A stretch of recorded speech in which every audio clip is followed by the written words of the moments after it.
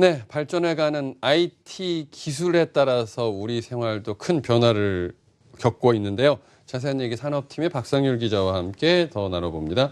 박 기자, 앞서 기사에 소개한 것처럼 이런 큰 기술의 변화를 보여주지 않은 것 같으면서도 좀 뭔가 생활의 변화가 있는 어떤 의미가 있다고 먼저 짚어주실 수 있나요? 맞습니다. 이게 제가 이제 소개해드린 것들이 사실은 그렇게 크게 기술의 변화를 가져왔다 이런 정도의 건 아닌데 네.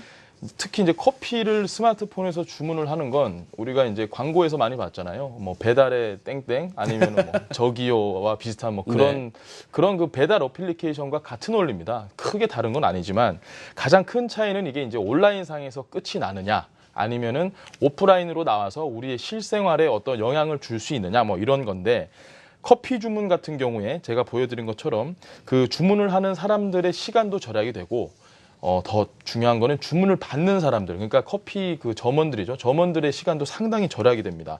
그 우리가 보통 커피 주문을 할 때 점원들이 이제 어떤 주문을 받았는지 이렇게 전산 시스템에 일일이 체크를 하잖아요. 그때 네.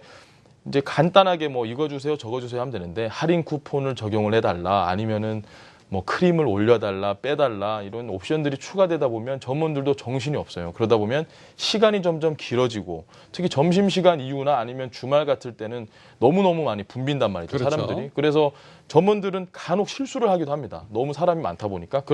이제 그런 부분을 좀 많이 줄여줄 수 있다. 그런데 제가 현장에서 어쨌든 이 서비스를 직접 사용을 해보니까 주문을 하는 것과 그리고 주문을 받는 것 이 모든 게 다 전산으로 되거든요. 그래서 점원들은 이 주문서가 딱 뜨면 그걸 그냥 받아서 바로 제품만 만들면 됩니다. 실수를 할 일이 전혀 없는 거고 이걸 보면서 제가 든 생각이 이제 사소한 차이가 명품을 만든다 이런 예가 있는데 사소한 이 기술의 발전이 편리를 만들다 이렇게 한번 볼 수도 있겠네요. 네. 사실 이 배달 앱이나 여러 가지 이런 이 IT 기술의 발전으로 인해서 우리 대부분의 소비자들, 사용자들은 참 편리하지만 일부 애를 먹는 사람들도 있습니다. 제가 알고 있는 출판업자는 이놈의 앱이 하도 개발이 되면서 전단지 수익이 아주 급속도로 줄어들면서 그렇죠. 살기 힘들다. 특히 또 이 출판 쪽에서 인쇄하시는 분들은 책이 요즘 많이 안 팔리지 않습니까? 그렇죠. 이 전자 도서를 보기 때문에 그런 부작용도 있긴 하지만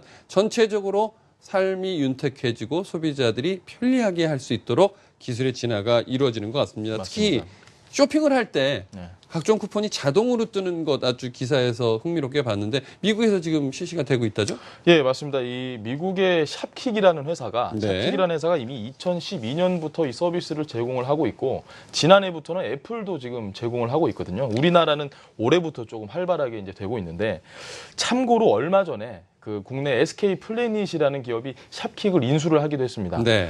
샵킥은 일단 미국에서 10,000개가 넘는 매장에서 이미 이 서비스를 제공을 하고 굉장히 그 영향력을 확대를 하고 있고 우리가 그 요즘 흔히 얘기하는 사물 인터넷 있죠. IoT. 이 IoT의 가장 대표적인 모습이라고 할 수 있습니다.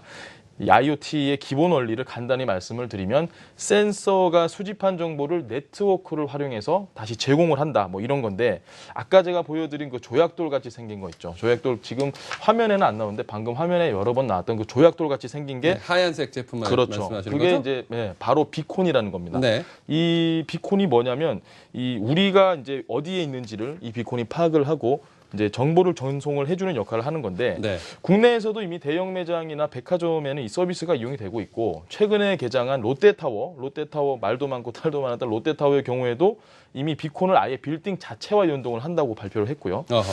비콘하고 이제 비슷한 게 NFC입니다. NFC가 뭐냐?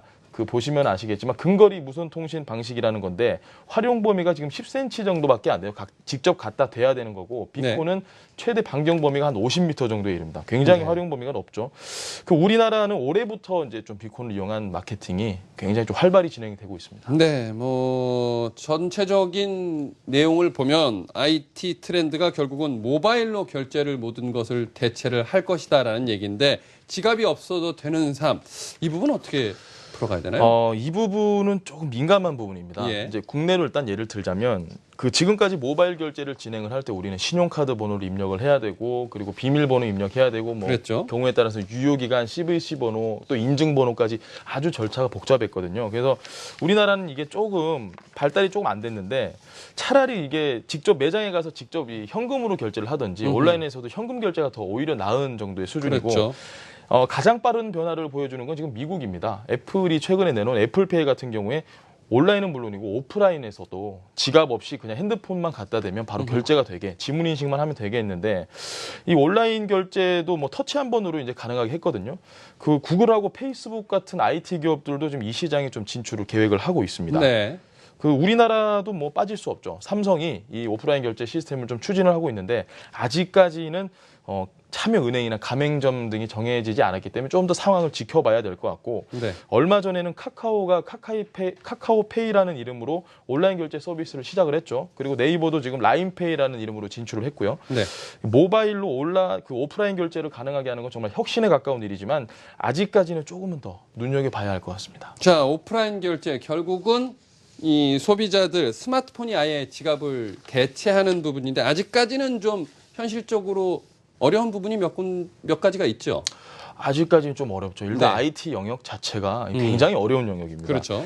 조금 제가 쉽게 설명을 드리면 아까 커피를 저희가 스마트폰으로 결제를 했잖아요. 이게 온라인 결제입니다. 이게 그렇죠. 온라인 결제인데 우리나라는 아직 이게 안 편리하다는 거죠. 그나마 지금 카카오페이가 사람들한테 좀 인기를 많이 얻고 있고 클릭 한 번으로 결제가 된다. 이게 굉장히 좀 편리한 건데 그 오프라인 결제는 스마트폰으로 아예 지갑을 대체를 하는 겁니다. 저희가 흔히 보듯이 버스에서 이제 이렇게 스마트폰을 갖다 대면은 이제 버스 카드가 자동으로 그렇죠, 띡 그렇죠. 소리가 나잖아요. 이거하고 굉장히 비슷한 원리인데 아직까지는 우리나라에서 쉽게 할 수가 없는 게 은행도 있어야 되고 그 핸드폰, 스마트폰도 가능한 단말기가 나와야 되고 무엇보다 이제 가맹점에서 그 단말기를 결제를 받아줄 단말기가 또 있어야 되거든요. 그렇죠. 이게 한 30만 원이 넘습니다. 이게 현실적으로 누가 이제 이 금액을 제공을 하느냐 이런 부분도 조금 아직까지는 걸림돌이 되지 않나 이렇게 봅니다. 네, 그렇습니다. 자, 이렇게 편리한 삶을 위한 변화 또 다른 건 어떤 것들이 있을까요?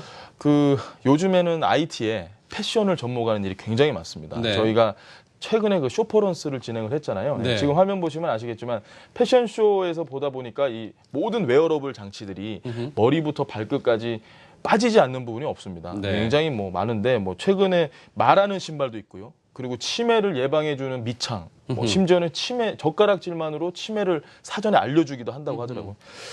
그래도 이게 좀 어렵다, 여전히 잘 모르시겠다 하시면 한국경제TV의 뉴스를 계속해서 보시는 것도 좋은 방법이지 않을까 싶습니다. 네, 알겠습니다. IT 기술의 발전에 대해서 잘 짚어봤습니다. 산업팀의 박상률 기자였습니다. 수고했습니다. 네, 고맙습니다.